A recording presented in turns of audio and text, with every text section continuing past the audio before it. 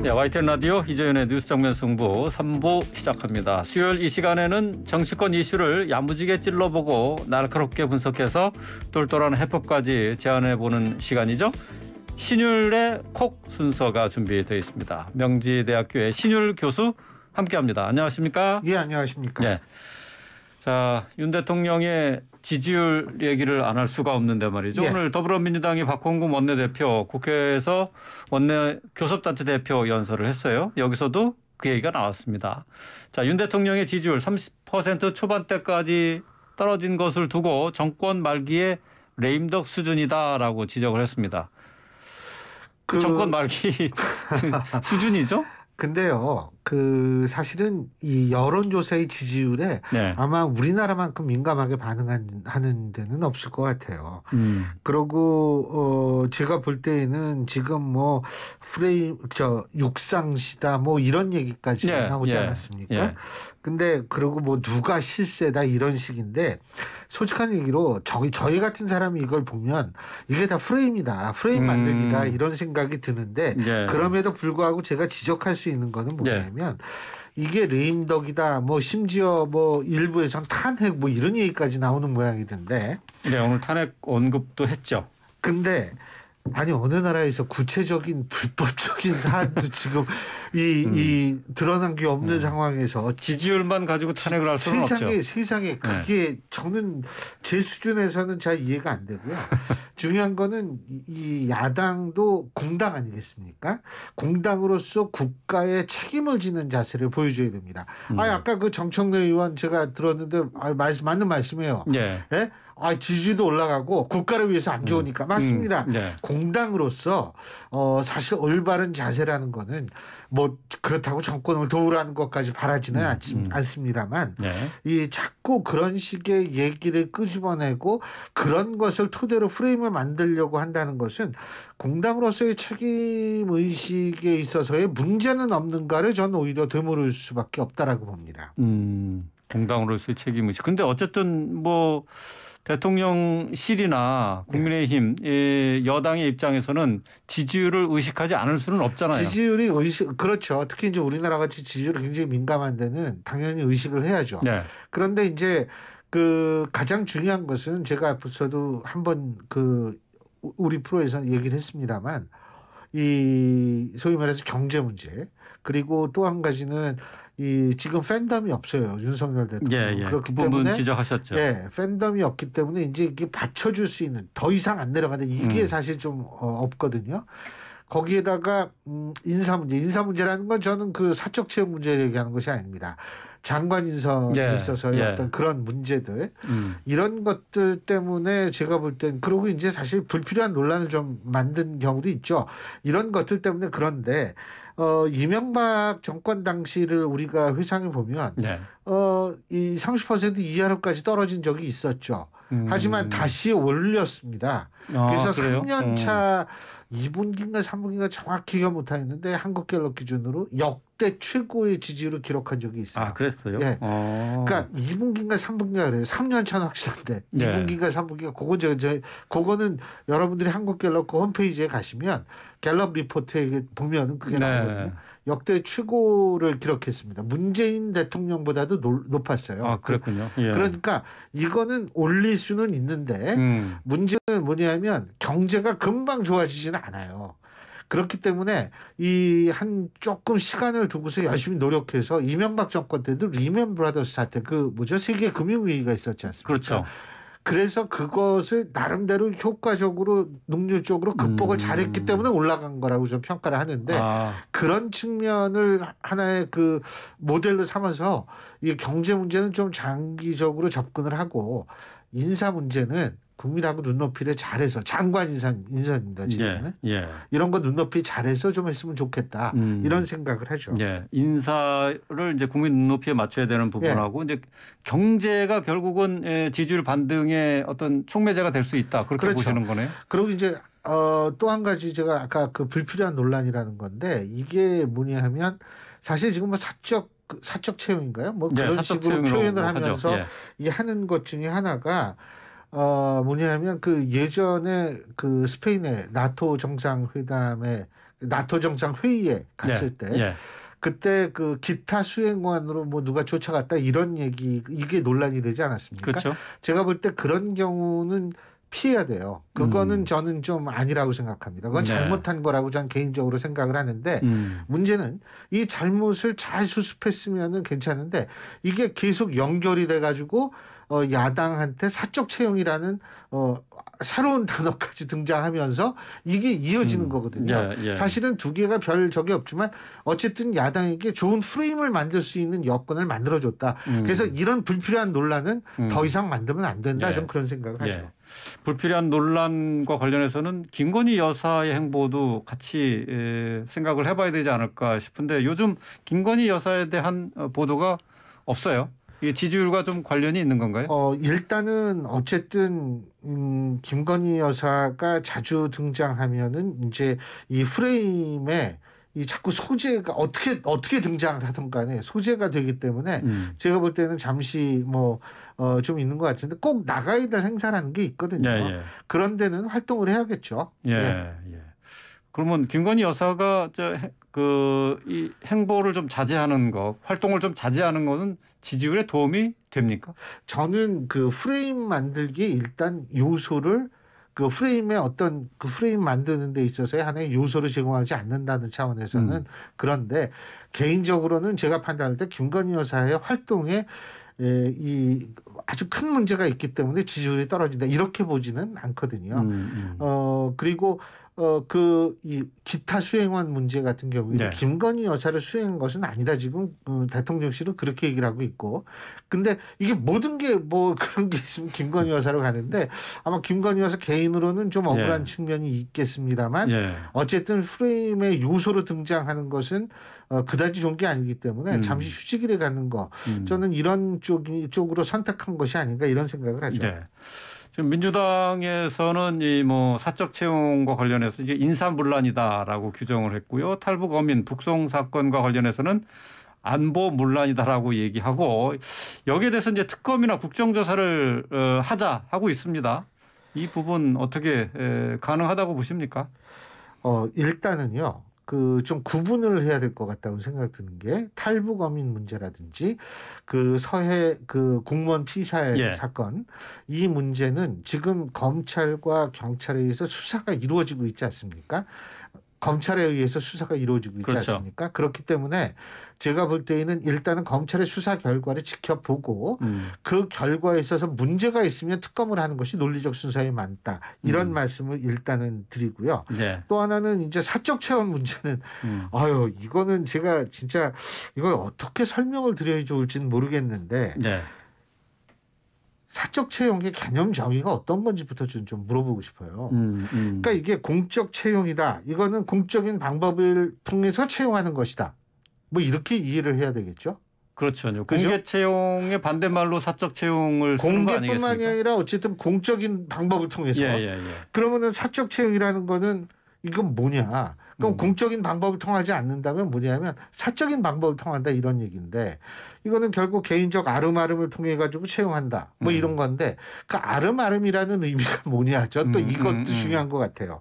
왜냐하면 이제 그 경선 당시부터 캠프에서 활동한 사람이라거나 대선 당시에 이제 캠프에서 활동한 사람들 사실은 이거는 과거 정권 역대 정권 모두 문재인 정권이나 이전 정권 모두 그 청와대에 간 사람들이 대부분 다 그 캠프에서 활동한 사람들이 많았거든요.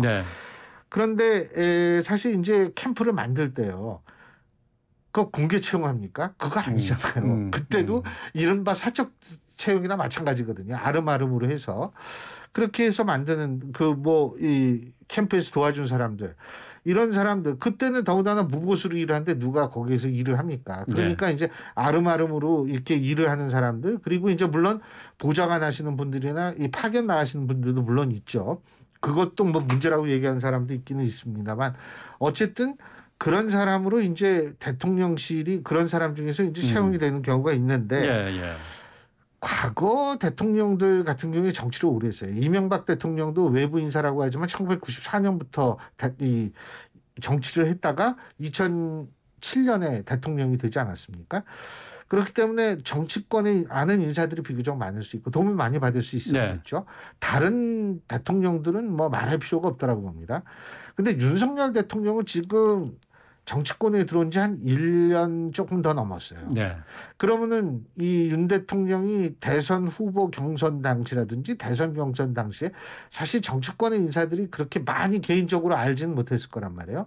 그렇다면은 아무래도 아는 사람은 정치인보다 정치인이 아닌 사람들이 많을 수 있을 텐데 그러면 이런 사람들이 청와대에 들어갔다. 뭐 이거 물론 바람직하다는 얘기는 아니지만 그런 그 상황적 특수성도 있었지 않나 이런 생각이 들고요. 한 가지만 더 얘기를 한다면 저는 그 장관은 좀 뭐라 그럽니다. 아까도 말씀드린 장관 인사. 근데 대통령실에서 일하는 사람들 같은 경우에는 문자 그래도 비서들이기 때문에 사실은 이건 대통령이 원하는 사람을 뽑는 것이 이론적으로는 맞습니다. 예를 들면 말이에요. 미국 같은 경우를 제가 한번 예를 들는데 미국도 공식적으로 친족 채용을 금지하고 있습니다. 이게 존 F 케네디 대통령 당시에 만들어진 법이거든요. 근데 이 친족 채용을 금지하고 있는데 여러분들 다 잘 기억을 하실 거예요. 이 도널드 트럼프 대통령의 딸 이방카하고 그 딸의 사위죠. 트럼프 대통령의 사위가 사실 백악관의 보좌관적인 지위를 받아가지고 공식적인 활동을 하지 않았어요. 그랬죠. 그러면은 이건 친족 채용 금지인데 이건 어떻게 되지? 그건 뭐냐면 그때 당시 유권 해석을 내는 게 뭐냐면 백악관의 경우에 있어서는 대통령의 의중과 자율성을 어느 정도 존중해 줘야 된다라는 게 유권 해석이었었거든요. 그래요.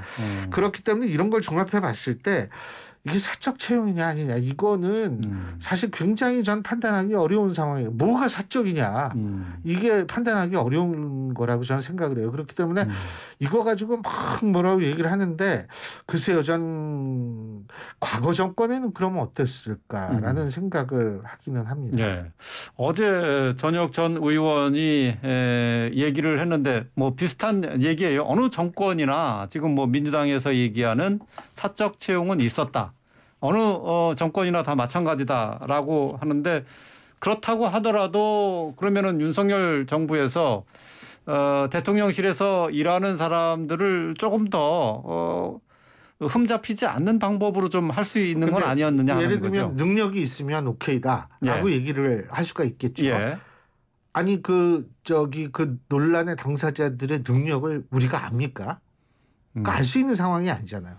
정말 능력이 있을 수도 있는 거 아니겠어요? 그렇기 때문에 능력이 있으면 누가 해도 상관이 없다. 만약 이런 식의 얘기를 한다면 그러면 그렇게 얘기하는 분은 능력이 없기 때문에 지금 문제 제기를 하느냐고 저는 되묻지 않을 수 없어요. 그분도 그 능력에 대해서는 알 수 없을 겁니다. 그렇기 때문에 이 방법 저도 뭐 아까 뭐 일간지 기자가 저한테 코멘트 때문에 전화를 해서 그런 얘기를 하더라고요. 이게 좀 제도적으로 보완할 수 있을까? 근데 이게 제도적으로 보완하면 시험 쳐야 돼요. 근데 청와대의 특성상 보완이 많기 때문에 그렇기 때문에 더군다나 자기가 아는 사람 좀 믿을 수 있는 사람을 더 뽑는 경향이 강하거든요. 근데 그게 그러면 공채로 그게 믿음이 시험으로 알 수 있는 건 아니지 않습니까? 그렇기 때문에 이 부분이라는 거는 사실은 이 솔직히 국민의힘 쪽에서 좀 대응을 잘했더라면 이 문제가 이런 식으로 전개는 안 됐을 거예요. 자, 이번에는 국민의힘 상황을 좀 살펴보도록 하죠. 국민의힘의 이준석 대표가 중징계를 받으면서 지금 권성동 원내대표가 당대표 직무대행까지 지금 맡고 있습니다. 지금 이제 원구성 협상도 해야 되는 상황이고 또 대통령실과 당과의 또 소통도 해야 되는 상황이고 지금 이게 권 대표가 혼자서 다 할 수 있느냐. 뭐 지금 그 임시 체제인데 이거 빨리 당의 정상화를 위해서는 원톱 체제. 그러니까 다시 조기 전당대회를 해야 되는 것 아니냐 이런 얘기가 계속 나오고 있어요. 어떻게 보십니까? 글쎄요. 그 원톱 체제 물론 문제가 있을 수 있죠. 전 개인적으로 그래요. 이게 뭐냐면 원톱 체제 다시 말해서 직무대행 체제라는 것이 임시적 체제이기 때문에 이 임시 체제라는 거는 지금 같은 상황에 맞는다고 생각하지는 않습니다. 왜냐하면 대통령 지지를 우리가 얘기했지만 이게 계속 떨어지고 있고 그다음에 전 세계적 차원에서의 인플레이션 위기에서 우리나라도 예외가 아닌 상황이고요. 그리고 또 한 가지는 코로나가 이게 점점 어떻게 오늘도 뭐 7만인가 나왔다 그러죠. 예, 계속 늘고 있어요. 네, 이 정도로 나오고 있는 그런 상황에서 이게 임시 체제가 이게 적합한지 국민을 위한 합리적인 선택인지 대해서는 저도 의구심을 갖습니다만 그렇다고 지금 당대표가 있습니다. 직무 정지이긴 하지만 당대표가 있는데 당대표한테 당신 나가라 그럴 수는 저는 그건 없다고 보거든요. 예, 예. 그렇기 때문에 지금 조기 전당대회가 필요하다 뭐하다 얘기한다라는 것은 일단은 저는 논리적인 어떤 근거는 상당히 좀 희박하지 않나 이런 생각을 한다는 거죠. 당대표가 물러나겠다고 한다면 모르는데 예. 그렇지 않은 상황에서는 저는 그 조기 전당대회 얘기 나오는 게 그렇게 의미가 크지 않다. 단 이제 뭐 언제인지 모르겠습니다만 경찰 수사 결과가 발표가 되면 그때 그 수사 결과에 따라서 이제 국민의힘은 또 한 번 요동칠 가능성이 크다고 봅니다. 그러니까 뭐냐면 이런 거예요. 예를 들면 검찰 수사 결과가 혐의 없음으로 나오면 그때는 이준석 대표가 본격적으로 이 소위 말해서 자기가 음모론에 걸렸다는 식으로 해서 공격을 상대편에 해가지고 굉장히 시끄러워질 가능성이 있고요. 예, 예. 이게 기소 의견으로 뭐 검찰에 가거나 이런 식의 결론이 내려졌을 경우에는 이준석 대표는 나는 수사 결과를 받아들일 수 없다. 법의 판단을 받을 때까지 나는 기다리겠다라는 식으로 나올 가능성이 있어요. 네. 그런데 그렇게 되면 시간이 너무 길어지니까 당내에서 조기 전당대회를 나오는 그 목소리가 굉장히 커질 것이고 이땐 또 엄청나게 싸움이 붙겠죠. 네. 저는 그래서 지금은 일종의 휴전은 휴전인데 네. 커다란 전쟁이 일어날 가능성이 아주 농후한 휴전 상태다. 이렇게 표현하고 싶습니다. 그러니까 당내 혼란이 있더라도 지금 체제를 유지하면서 경찰의 수사 지금은 결과를 어쩔 수가 없죠. 예, 예. 경찰 수사 결과를 지켜봐야 그렇죠. 된다. 예. 지금 이제 조기 전대 얘기가 나오는 것은 결국 이준석 대표 사퇴 압박이다 이렇게 봐야 되나요? 뭐 사퇴 압박이라고 볼 수도 있겠지만 이준석 대표 같은 경우에 뭐 그런 그 정도의 압박한다고 흔들릴 예. 사람은 아니라고 보고요. 예. 그렇기 때문에 이제 본인들의 여러 가지에 의해서 이제 얘기들이 나오는데 전 어쨌든 뭐 막 폭풍이 오고 있는 것 같아요. 제가 볼 때는. 근데 좀 경찰 수사 결과 언제 나올지부터가 좀 무지무지하게 궁금합니다. 사실은. 예.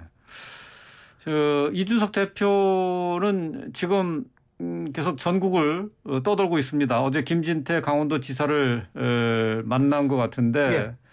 자 지금 현재 뭐 일부에서는 이제 이준석 대표의 하방이다라고도 얘기하는데 현재의 지금 이준석 대표의 행보는 어떻게 평가할 수 있을까요? 사실 지금 이준석 대표 사실 재심 청구 그 기간 지났거든요. 지났죠. 10일 이내에서 해야 예. 되기 때문에. 근데 그 청구 안 한 거는 전 당연하다고 봅니다. 왜냐하면 청구해봤자 윤리위에서 다시 그것을 심사할 가능성은 크지 않았고 두 번째는 뭐냐면 이 가처분 신청, 그러니까 징계 효력 중재 가처분 신청을 법원에 내는 방식인데 우리나라 사법부가 정당 내부에 있어서의 문제를 되도록이면 개입하려고 하지 않습니다. 그렇기 때문에 그것도 뭐 크게 뭐 기댈 수 있는 방법은 아니었다라고 보고요. 그렇다면 마지막 남은 한 가지가 뭐냐면 이 소위 말해서 자신의 우호적인 당심을 자꾸 일으켜서 그러한 우호적 당심을 통해서 일종의 여론을 만들어서 그 여론을 무기로 싸우는 이런 방식인데 저는 지금 그런 거의 일부라고 생각은 합니다. 예. 효과적인가요?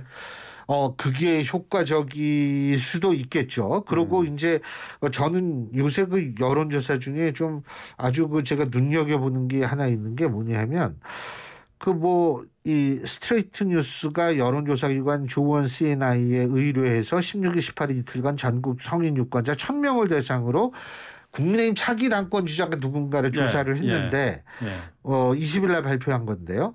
이 대표가 25.2%, 안철수 의원이 18.3% 이렇게 돼 있거든요.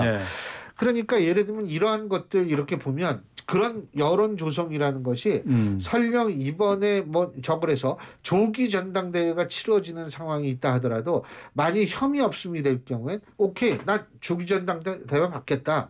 그 대신 내가 또 나가겠다. 그렇죠. 이렇게 될 수도 있는 거거든요. 그렇기 때문에 그런 것들까지도 대비하는 그런 포석이 아닌가 이런 생각이 듭니다. 예. 안철수 의원의 행보도 관심을 갖고 있는데요. 예. 지금 당내 상황에 대해서 내일 SNS에 입장을 밝히겠다고 예고를 했습니다.